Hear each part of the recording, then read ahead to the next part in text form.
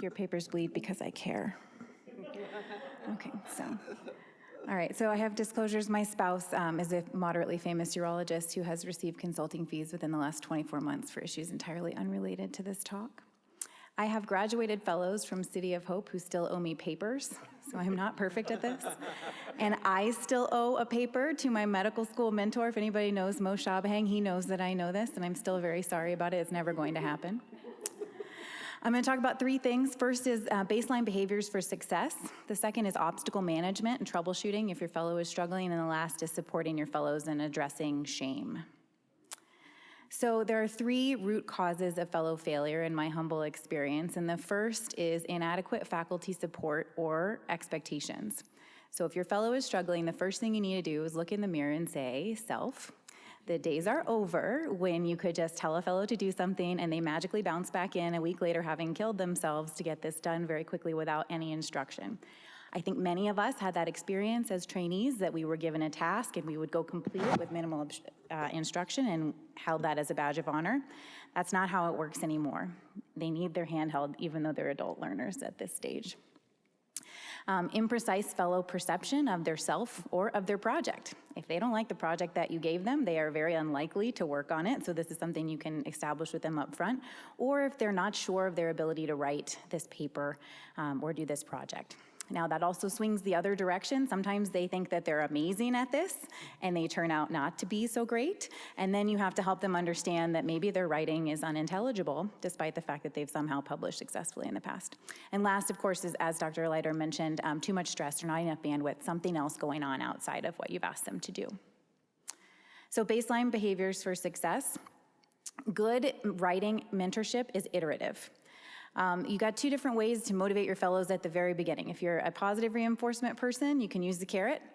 You're working for yourself. This entire fellowship is a job interview, and productivity and training is your currency. If you're going into academic medicine, that productivity needs to include papers. If you're a stick person, not the stick that's attached to the carrot, but the stick that we use to force people to do things, then you might follow the advice of Teddy Roosevelt, speak softly and carry a big stick. I'm now a Minnesota resident. He said this at the Minnesota State Fair 2 weeks before becoming president as a result of an assassination. Like most people who say great things, this was not the first person to have this idea. He actually borrowed this from an African proverb. And I won't read the entire quote, but basically what it says is you better be able to back up if you're talking big. And then I will read the last paragraph because I think it's germane to current events. It said that you shouldn't be boastful as a nation. It's foolish and undignified to indulge in undue self-glorification and above all in loose-tongued denunciation of other people's. Better be able to back up what you're doing. Back that up for a fellow is to have a CV full of papers, and you better not be denigrating others, specifically your fellowship director, if you weren't able to be productive. So, establish goals. Whether you're using a carrot or a stick, you got purpose for this project with the fellow. So what are their goals? Do they want to present at a meeting? Do you want them to present at a meeting to get national exposure for either them or for you? Do they need to network? Most importantly, if you're going to present at a meeting, you need to have a 1-to-1 abstract to paper ratio. This shows up very highly. It means a lot to people who are in academic jobs when they're looking at that ratio. And if they want to write a high impact paper, this is going to be your kids that come to you with 30, 40 things on their CV already, or 15 or 20, and they don't necessarily need another presentation at a national meeting. Now they're building a research portfolio, and they're going to want more high impact, high value things, maybe to contribute to a K award or establish research prowess and start telling their story on their CV. Some of them just want to satisfy a program requirement. And if that's the case, then you don't want to give them your big grand project that you've been thinking about for 5 years. You want to give them some small potatoes. So picking a project for your fellow, it needs to be governed by what the purpose of the project is. And you can start by testing the water. So if you have a meeting abstract, most of the time, these fellows start in August, and a big rash of meeting deadlines is coming up end of August, beginning of September, at least for us in HPB. So you can task them to write kind of an easy abstract or a review article. And there are 4 main steps to success to get either of these done. First is to plan your question and do a lit search, then also to plan out your tables and figures. From there, you can write your IRB and begin collecting data, and then you can analyze the data and abstract together. Now, a fellow with experience needs 1 meeting to then run off and do all 4 of these things. You need to establish before, have you ever written a paper? If the answer is no, then it's gonna take 4 meetings to get through this process, and maybe they're not gonna be submitting to that September deadline. Also, say no to the always yesers. There are fellows who make the rounds with all of the faculty at the beginning of fellowship, and they pick a project from every single person, and you need to ask them, where is this project on your list of things to do? And is this project aligned with your interests? If you're past number 3, my answer is no. Nurture independent thought, so you want them to come up with the idea because they'll be more motivated to complete it, and then establish authorship up front. For instance, if you're going to submit to American Surgical, you want them to know, hey, sometimes the senior author is going to present on that one, and you need them to know that up front before they put in a lot of sweat equity. And then you want to have small, regular deadlines with meetings at the end. So at each meeting, you establish some incremental form of progress. And again, that is fellow dependent based on their experience and also your project. And you establish your goals for the next meeting at the end of that meeting. You then tell the fellow, I need you to send me what you're gonna do and when you're gonna do it in writing. This keeps you both accountable, and this also keeps you from being forgetful and not holding their feet to the fire at the next meeting.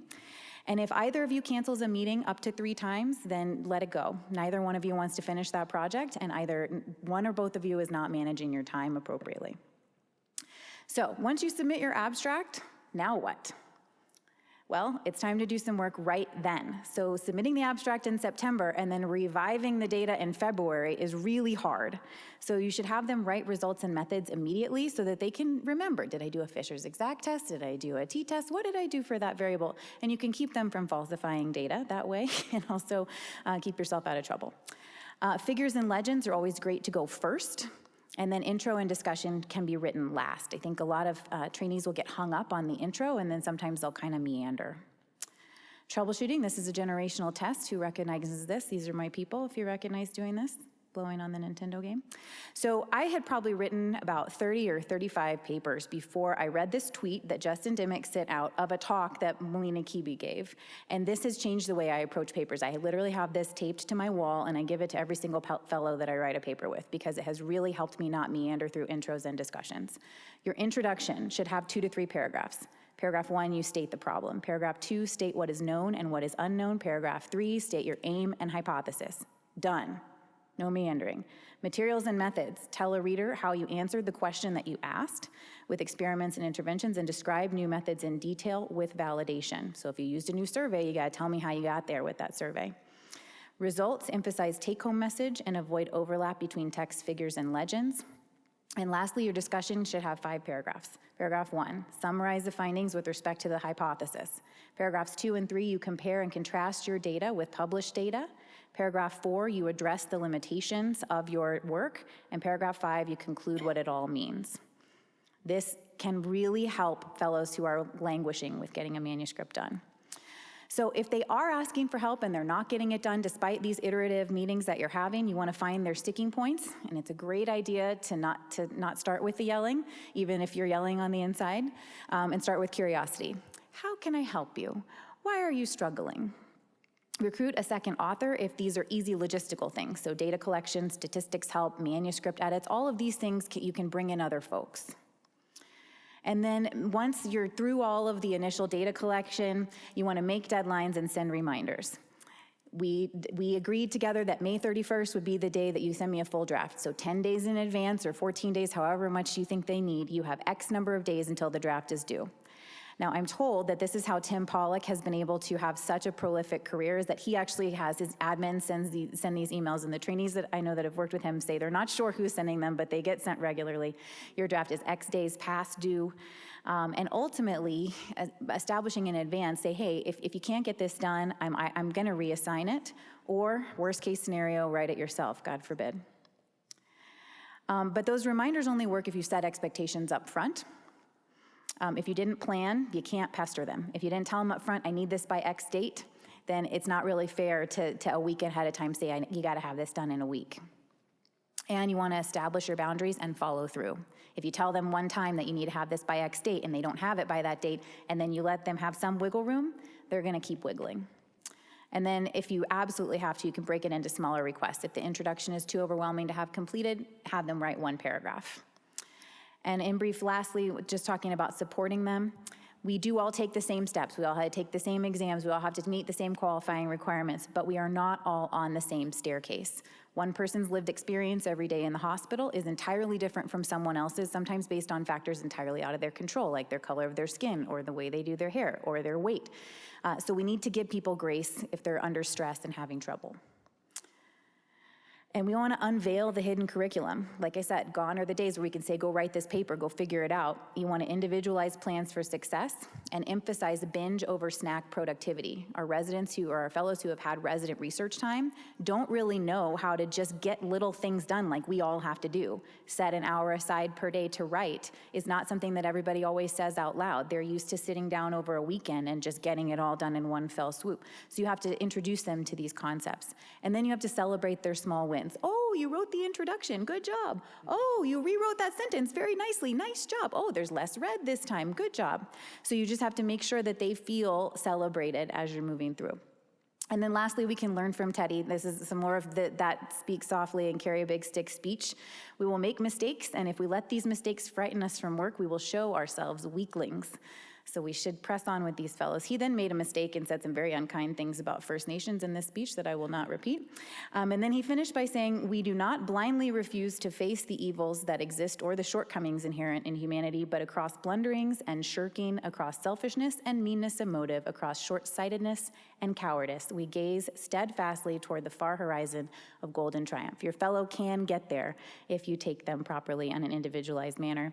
And this is pictures of my family and I at Theodore Roosevelt National Park, which does happen to be on the historic lands of the tribes. They're listed.